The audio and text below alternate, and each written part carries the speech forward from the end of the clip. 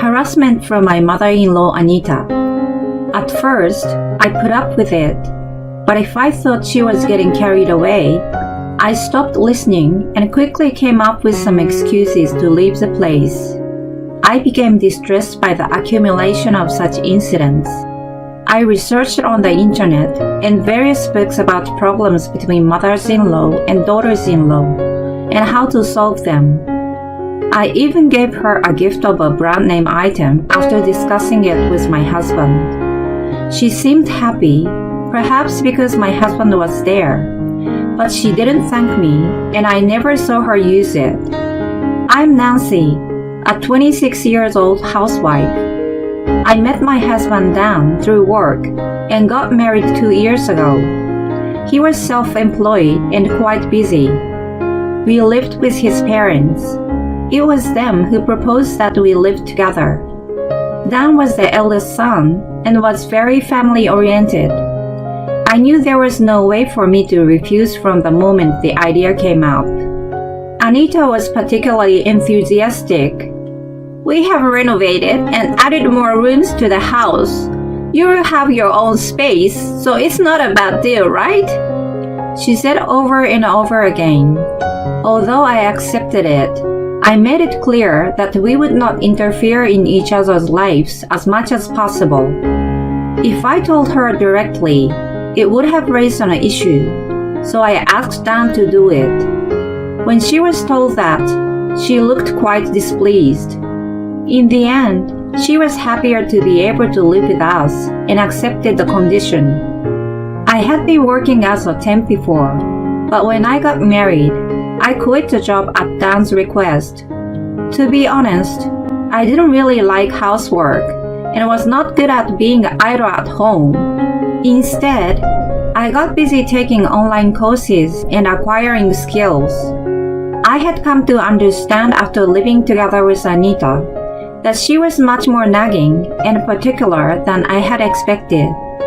One day, I heard her shouting from the bathroom, "Hey Nancy, I told you many times to buy the same kind of detergent." "I'm sorry, Anita. I couldn't find it at the usual supermarket." "Then go around to the other ones until you find it."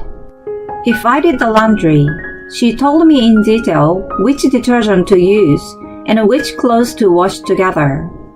One time, whether she was just having a bad day or she really didn't agree with the way I did it, she told me to redo all the laundry. "Don't worry about it. They're probably clean." "Don't talk back to me. You're so sloppy. I can't believe you." She glared at me. When she got upset, she did unimaginable things compared to her petite and skinny figure, and I couldn't handle it. She once threw my favorite dress that was hanging out in the yard on the ground and made it all muddy. I got nervous whenever she started having a fit. I had never done any housework, and it was all on me. Since it was for the whole family, it was quite a lot. She had a mug of coffee I had prepared in her hand and watched me work with a smile on her face. It made me somewhat angry. I consulted Dan several times. He was very helpful, taking time out of his busy schedule to listen to me. It was just that he was a bit timid and couldn't take a strong stance toward his mother. I had been patient with her at first. Later on, if she got carried away, I learned not to listen to her and quickly came up with excuses to leave. When I became distressed by the accumulation of such incidents, I searched the internet and visited the library. I looked into problems and solutions between in-laws on the websites and in various books and took countermeasures in that way. I pretended that I didn't care and listened to her with good humor. I tried to talk back a little. I also picked a time when she seems to be in a good mood and told her nicely what I wanted her to stop doing. I even gave her gifts that matches her taste. I spoke to Dan about it, and we went a little crazy with the brand. She seems to be pleased with the gift because perhaps Dan was there, but she didn't utter a word of appreciation. After glancing at it, she never used it. Her petty complaints continued every day. I began to think that it was different from the promise we made when we moved in together in the first place. She used me as her housekeeper. Her upbringing and educational background had something to do with the way she treated me. She was born and raised as the only daughter of the slightly wealthy family. She attended a private high school and graduated from a private university. On the other hand, my mother died of illness early in my life. I grew up in a father-daughter household and started working as soon as I graduated from middle school. A college graduate versus not even GED. Despite the different circumstances, the fact was the fact. "You are really lucky, aren't you?" she always said sarcastically to me. "You are married to Dan even though you have a low education. Thanks to our kindness, you are blessed with a good life. But I think you should have known your place and stepped aside." I was at a loss for words. "You should at least devote yourself to housework and take responsibility for lowering our family standard," she triumphantly proclaimed to me. I didn't know what standard she was talking about, but I doubted a normal person would say such a thing. When I looked up the university she graduated from, I found that it wasn't as outstanding as she made it out to be. It didn't have a history or tradition to be proud of, and the rate of getting into grad school or employment was not that great either. I was not impressed. For her, I guessed it was more like having a daughter-in-law who was not at all in line with her beloved son. She loved to travel with her friends and also took equestrian lessons amongst other hobbies. When she returned from a trip, she was usually in a good mood and bragged about it to me. "My hobbies enrich me and relieve my stress. They are indispensable for me," she declared, but her hobbies were quite expensive and concerning to me. The travel destination was often overseas. Her host cost a lot of money to be boarded. She left all the housework to me and was able to freely make her own schedule. I didn't see her as having a stressful life. If there was stress, it should have been mostly dissipated by bullying me. Moreover, whenever she needed money, she always came to us. "Hey, can you lend me some money? I really want something right now. I repay you back." It escalated to the point that Dan even had to tell her, "Aren't you spending a little too much? I can't give you any more this month." She seems not to care and came up with some excuses to persistently ask for more. He usually ended up giving her money after all. She always said she was going to pay us back, but we never received any money back. I let out a sigh as I kept an accounting book. We had lent her over $2,000 since the beginning of that year. It was only the beginning of summer then, and it was not looking so good for the future. At that moment, she passed by and rushed me to make lunch for her. It was a usual occurrence, but it pricked my nerve for some reason at that time. "Could you go and buy or order your lunch today? I'm too busy and already tired." She looked at me with a puzzled look on her face, but she immediately became angry. "What a lazy person you are! You can't do anything but housework, so you should at least cook lunch. I always tell you that something simple is enough for me." There are supermarkets and delis within walking distance that serve delicious ready-made food. I have other things to do. I've explained it to you several times before. "Are you serious? You want me to walk? I don't want to. Stop talking and hurry up. I'm hungry." She and I were talking in parallel. Well, it was the same old thing, so I didn't feel anything anymore. I had something I really needed to do that day. I excused myself and got up from my seat. She was infuriated seeing me leave. You're an ungrateful bastard. An incompetent girl like you don't need to be in this house. I couldn't remain silent being called names. Incompetent? What is incompetent about me? Please enlighten me. What about you in that case? You leave the housework to me and spend all your time playing around, and you even ask me for money. Who are you to tell me that I'm incompetent?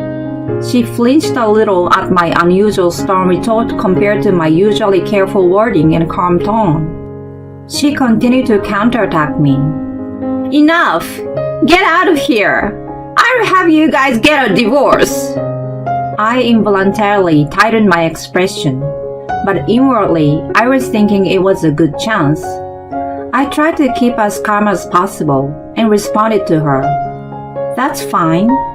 I'm actually happy to leave. I've been wondering what good there is for me in this kind of life, but you're going to regret it. I immediately turned my back on her and went to my room. I felt surprisingly refreshed. It was as if I were the heroine of some movie. She was cursing me out, but I could care less. Soon after that, I packed my necessities and left the house. I called Dan to make sure he wasn't going to worry. He sounded quite surprised at first. I told him about all the bullying I had been keeping in my heart. I'm really sorry, even though I didn't know about it until now. You've been in so much pain, and I wasn't there to help you. He apologized regretfully. It was a typical Dan, I thought to myself. I know I have faults too. It's already past anyway. I just need some time away. Riding the train to my dad's house, I fell asleep thinking back on everything that had happened since we got married. I was startled by the announcement that had arrived at the station. It was dusk and a chilly wind was blowing. To my surprise, I saw my dad standing at the exit. He was usually very quiet and a little stubborn, and I never knew what he was thinking, so I didn't expect him to come all the way to pick me up. I noticed that he had lost a little weight and gained some gray hair while we hadn't seen each other for a while. When we were walking side by side, he said quietly, "You've been through a lot. I'm sorry that I made you worry." I suppressed the tears that were threatening to well up in my eyes. Don't worry about it. I felt a warmth in my chest. We walked along the road to his house while catching up on our lives. When I was just getting used to living at my dad's, I noticed that I had many missed calls on my phone. My friends normally sent me messages and rarely called me. I got a bad feeling about it. When I checked, they were all from Anita. I looked at the details and saw that she had been calling several times every few minutes. After what happened, I hadn't been able to forget about it yet. To be honest, I didn't want to call her back. I reluctantly decided to do so, thinking it might have been something important. Then, she picked up right away, as if she has been waiting for me. I was surprised to hear her listless voice. "Hi, Nancy. I'm very sorry. Please come back." I was a little taken back. "What's wrong?" "Well, I was cleaning Dan's room a couple days ago, and I found something. I think it's a financial statement." I knew what she was talking about. Dan's company was incorporated half a year ago, so it was normal for him to make detailed statements. A statement? What about it? "I had no idea he was making so little. You knew it, didn't you? Why didn't you tell me?" She became emotional and suddenly raised her voice. I had the urge to cover my ears at the sound of her usual tone, which I hadn't heard in a while. "I've told you about it several times, but it sounds like you never listened to me." "I don't remember that." "Well, I guess you don't. You love talking about yourself, but you're not interested in what I tell you." "I'm going to buy another horse. I've already signed the contract. Please, Can you lend me some money? She made such an insolent request to me even at that point. I let out a small sigh and answered, "Well, Dan and I are not your wallets. Please use your own savings. Besides, you will eventually receive a pension, right? Why don't you try to manage within your means?" "I don't have much savings. Please, I'm begging you." "Before that, do you have enough money to live on this month? I think you were just barely making ends meet last month. Since the one who has been cooking for you is gone, you must have been eating out or buying food all the time." She cleared her throat and fell silent as if I had hit the bull's eye. "Your cooking wasn't bad. Actually, Dan told me to apologize to you and reflect on what I had done." "Oh, did he? Well, I don't care anymore." Of course, I didn't mean it, but I couldn't think of anything else to say. I just strongly hoped that I didn't have to be involved with her anymore. Unaware of my thought, she happily continued, "Is that so? That's great. Now we are reconciled. Will you come back soon?" Her tone of voice brightened. I was amazed by her self-serving way of thinking. "I can't live with you again, so please move on. Instead, you might want to worry more about your own future." "What? What do you mean?" She was puzzled as she had no idea. I didn't need to explain to her then, but she would have understood when the time came. Thinking I had said enough, I hung up the phone. She had a lot of time on her hands. She continued to call me persistently after that. I had no choice but to block her. 6 months have passed since then. I'm watching my dog happily running around in my yard. It's a pleasant morning and just right for basking in the sun. After careful discussion with Dan, we ended our cohabitation with my in-laws. Then, we bought a beautiful semi-new house that had just come on the market. We have a mortgage now. It has a better layout than before and is more comfortable to live in. We chose a location that was convenient for Dan's work. He is more lively than before. As for my in-laws, they are now stuck paying their mortgage because we are no longer helping them. They have moved to a small apartment far out of town. Of course, Anita been complaining a lot. I feel sorry for my father-in-law, who seems to be sandbagged by her. Since she had spent so much money on her hobbies to enjoy her life, he was left with almost nothing in his savings account. After he told her to live frugally, she started to do housework more than before. When she cooks, it takes quite a long time to make one dish, which neither looks good nor tastes good. I've heard that my father-in-law is better than her. She had been nagging me so much, but it turns out she can't even do it herself. How embarrassing. It no longer matters to me anyway. I've gotten a GED and plan to attend a university in the fall. I'm accepted to a popular university with a long history and tradition. I have always been good at mathematics and interested in economics. I taught myself stock trading from the time I was working as a temp and played around online. I started with a small amount of money at first and gradually increased the size of my fund. Dan's business was hit hard by the recession when I left home after a dispute with Anita, and his income dropped considerably. At that time, I was earning a steady profit and was able to bring some income into the household. Because of my father-in-law's pride and Dan's wishes, we did not inform my parents-in-law about it. If they watched my behavior very closely and had common sense, they would have noticed. While we lived together, Anita looked down on me from the start and treated me like a housekeeper. In the end, she missed the opportunity to live happily as a family. I did think about divorcing Dan at one point. However, after discussing it with him and my father-in-law, we agreed that she would have no contact with me in the future. In fact, I'm feeling much better, and my investments are going quite well since I stopped seeing her.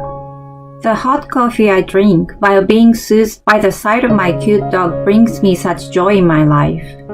I will be a university student starting in the fall. I look up at the clear sky, excited with anticipation. I sold all your stuff. I'm going to the Keys with the money. What? Why did you do that? Just for childbirth. You overreacted by going back home for so long. It's a punishment for throwing away your responsibilities at home. You should be very sorry for what you did and behave from now on. My mother-in-law showed me the $100 bills she must have gotten from selling my personal belongings and smirked at me. After a difficult pregnancy, my baby was finally born. And yet, the moment I returned home, I'm greeted by her harassment. Do I have to live in this hostile environment for the rest of my life? Being bullied by mother-in-law while raising a child and doing housework. I absolutely cannot endure such a life. My body trembles with anger. An inexpressible emotion overcomes me. Then, things take a sudden turn. An unexpected outcome falls upon us. I am Lisa, 30 years old. I became a full-time housewife when I got married a year ago. I met my husband Sean about 6 years ago. We were colleagues, and at the same time, we were rivals. Both of us were extremely passionate about our work. We competed to take the initiative for the projects assigned to us by our superior. I refused to lose to him in any project or presentation. They must have had a positive effect. Before I knew it, we had gone from good rivals to good supporters. We were drawn to each other for the way we worked hard at our job. We got married after 2 years of dating. He requested something unexpected at the time of the registry. It may be wrong to ask this to someone who loves working, but I want you to be a full-time housewife. What? A housewife? You see, I'm not saying I don't want to. I'm just a little surprised. To be honest, I was shocked. It just sounded quite an outrageous request at the time. I found the job challenging more than I liked it. It wasn't like I didn't want to do the housework, so it depended on the reason. I didn't mind becoming a housewife, as he put it. Why do you ask me that? He became a little flustered. I'm really not good at housework. What? I think you would most likely end up taking care of the home by yourself.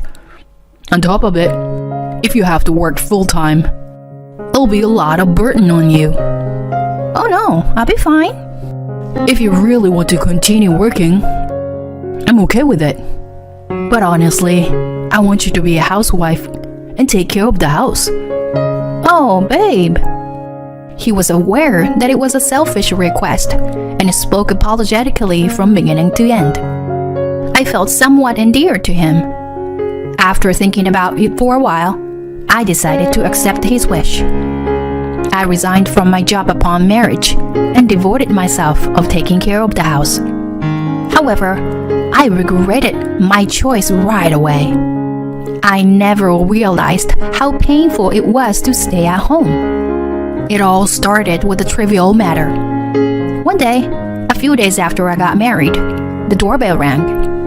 I thought it was a courier, so I opened the front door without checking who it was. There stood my mother-in-law, Mary. Oh, hi, Mary. Hey, Lisa. My name is Lisa. Alright, whatever. Let me inside. Wait! She forcefully came into the house after mistaking my name. She kicked off her shoes, sat down on a sofa, and made herself at home. Then she looked around the room and let out a deliberate sigh. When I went to the kitchen to make a drink for her, she yelled loudly at me. You stay home all day, but it seems that you can't even clean properly. There's dust on the edge of the picture frame, and your hair is on the floor. Excuse me. I'm planning to clean in the afternoon. Why are you young people so quick to make excuses nowadays? You have no common sense. I'm sorry. I wonder why Sean chose you. I could have found better match for him. She suddenly showed up and immediately started throwing sarcasm at me. She was the mother of my beloved husband after all. Of course, I didn't want her to dislike me, but recognize me as a member of her family. I wasn't going to talk back to her for those reasons. I kept my mouth shut and just listened to her unreasonable remarks. After that day, she began to come over frequently. She always looked for faults and criticized them. She complained that the house was not tidy enough and that the laundry was left in the dryer. She commented that she felt sorry for Sean for having an incompetent wife, and so on. My nerves were getting frayed by her heartless words. No matter how much stress I felt, I couldn't talk to Sean about it. I thought about asking him for advice many times. In the beginning, if I did, he would have probably got furious and scolded her. But it was highly unlikely that she would have backed down quietly after that. On the contrary, I thought that it would have probably ignited the fire even more. I was too afraid to confide in him when I thought of that. His father passed away when he was in college. Since then, he had been living with her. Her attachment to him was so strong. She once suggested that the three of us should have lived together. He firmly refused her idea, but it was becoming more or less the same as living together as she came over to bully me almost every day after we got married. Then, a turning point came to me. It was on our first wedding anniversary. I was feeling ill and, on Sean's advice, went to the hospital. There I found out that I was pregnant. When I told him about it, he looked at me puzzled. I showed him the echo picture, and he suddenly burst into tears. Oh my god, we're going to be parents. Yes, that's right. You're going to be a father. Whoa, I'm so happy that I can't stop crying. Oh, I'm so happy too. I don't know why the tears. Thank you, honey. I'm going to work harder from now on. For the baby's sake, let's both do our best. We will. I was overjoyed when I got married, but I felt a different kind of happiness this time. To have a new life in my belly with the person I loved was much a mysterious and blissful thing.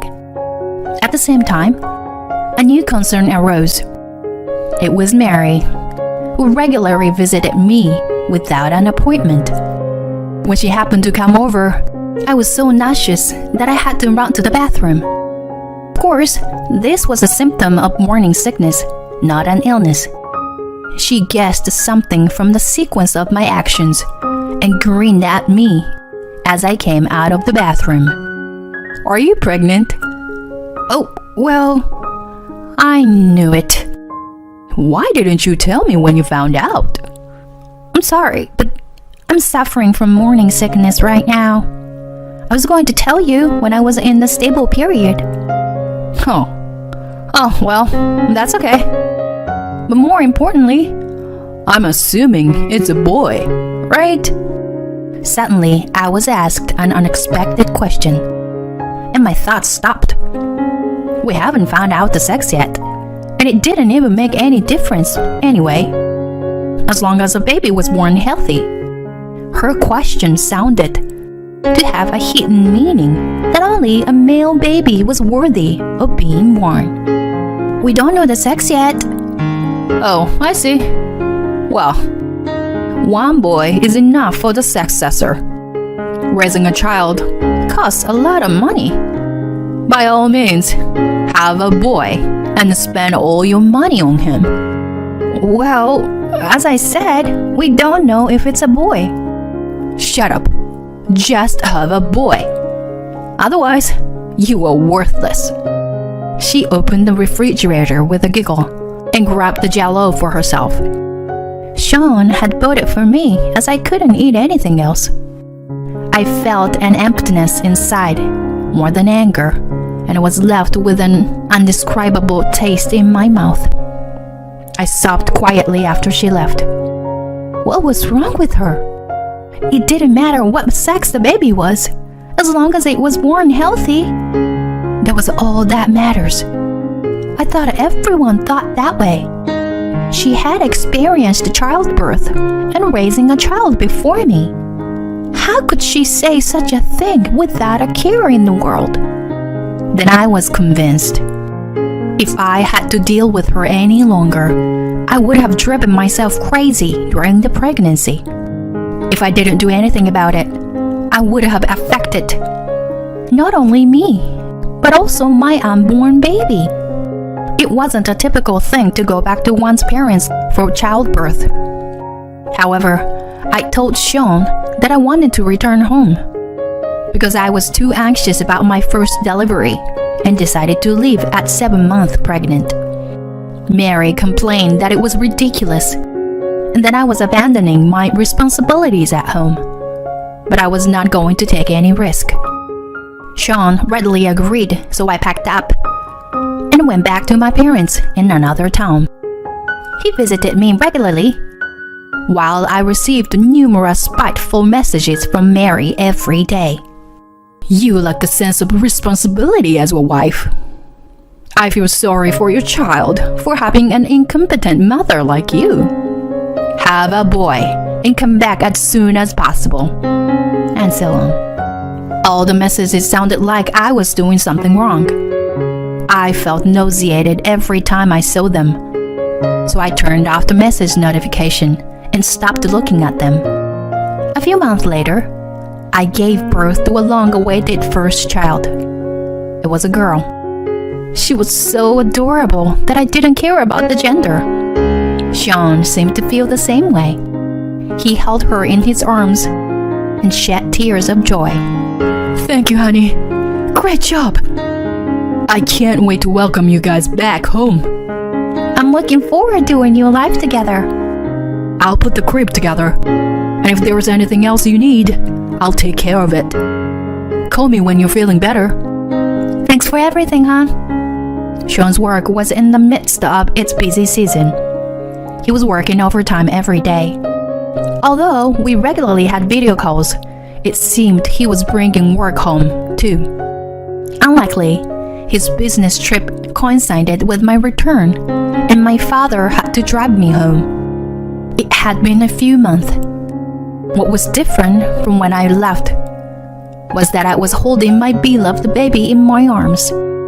However, I felt something weird once I was in front of the house. Sean was supposed to be away on the trip, but I felt another presence inside. I opened the front door with trepidation, and sure enough, the door was unlocked and the living room light was on. I slowly walked down the hallway and peeked into the living room. To my surprise, Mary was there. "What are you doing here?" She turned around to my voice, and then smiled wryly and slowly approached me. It's been a long time, Lisa. You were really useless to give birth to a girl. Answer my question. Why are you in my house? There's a duplicate key under the pot at the front door. I haven't told Sean, but I've been coming here regularly. That's trespassing. What's wrong with a mother visiting her son's house? She smiled condescendingly and pointed to my room. By the way, I cleaned up your closet. For what? What do you mean? I sold all your stuff. I'm going to the kids with the money I made. She took out a wad of $100 bills and waved it in front of my face. When I went to check my closet, I found my jewelry box emptied and all my designer's bags gone. I guessed that the bills had come from the sales of my things. I went back into the living room and shouted at her. How dare you? Why did you take my things without my permission? Why? Of course, it's because I don't like you. You don't even work, but you have expensive stuff. That's why I sold them all. But how could you go to such length?